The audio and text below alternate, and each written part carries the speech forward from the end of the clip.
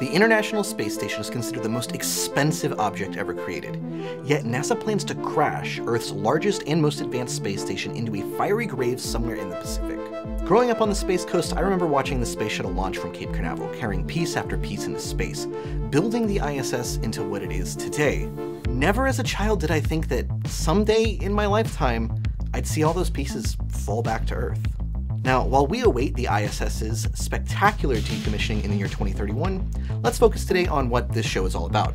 History, because this won't be the first man-made space station to meet its demise. No, an unlucky 13 other space stations have already met a similar fate. And today we'll be exploring why NASA is planning to crash the most successful space station ever. But first, throw this video a like if you're into that kind of quirky history thing, and make sure you get subscribed for more history off the record.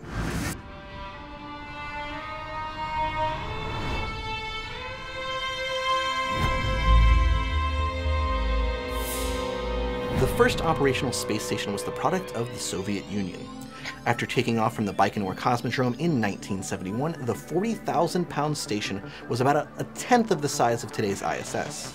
Named Salyut 1, a series of unlucky incidents kept one crew from stepping foot inside at all, and its second crew actually died on their return trip to Earth. To this day, those 3 cosmonauts are the only people to have died in space. That accident led to an overhaul of the entire Soviet space program, which kept them from refueling Salyut 1. So they fired its engines in a deorbit maneuver, leading the station to burning up above the Pacific Ocean.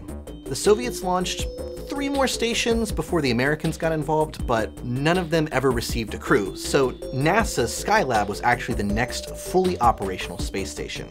The station was 3.5 times the size of Salyut 1, and while the station's purpose was scientific discovery, like all of the stations before it, US designers were much more concerned than the Russians with providing habitability to onboard astronauts. The station was able to use gyroscopes to adjust its orbit instead of wasting precious fuel, and crews stayed in the station for up to 84 days at a time. 3 crews spent time aboard Skylab over its 6 years in service. NASA had predicted Skylab would remain in orbit well into the 1980s, but mispredicted the intensity of solar storms.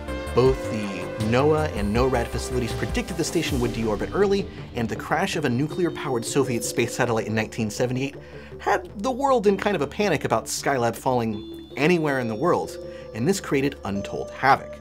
Skylab had no radioactive material, of course, but its batteries were draining. NASA hoped it could have the space shuttle ready in time to save the station, but when that became impossible, they considered sending 2 missiles into space to blow it up, though that plan was also rejected. An uncontrolled crash to the Earth was inevitable. People went crazy, painting bullseyes on their lawns, selling Skylab repellent, and offering rewards for any debris recovered. NASA estimated the odds of debris hitting someone was 1 in 152, and that there was a 14% chance the station would strike a city with a population over 100,000. Just before re-entry on July 11, 1979, ground control was able to adjust the station's orientation and tried aiming it into the ocean just south of Cape Town, South Africa. The station did not burn up as much as NASA expected it to, and their trajectory was off 4%. The station landed on Australia, thankfully nobody was hurt, though NASA did receive a fine for littering. Back to our point though, why is NASA planning to crash the most successful space station in human history into the ocean?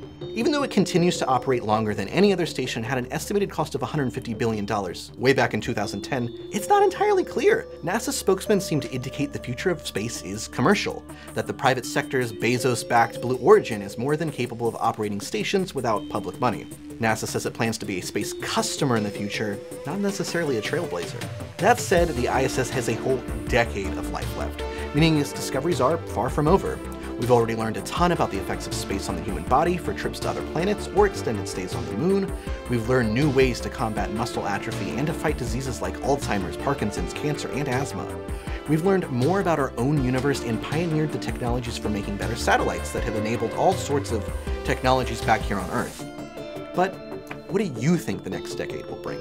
Let us know in the comments below, and get subscribed for more history off the record.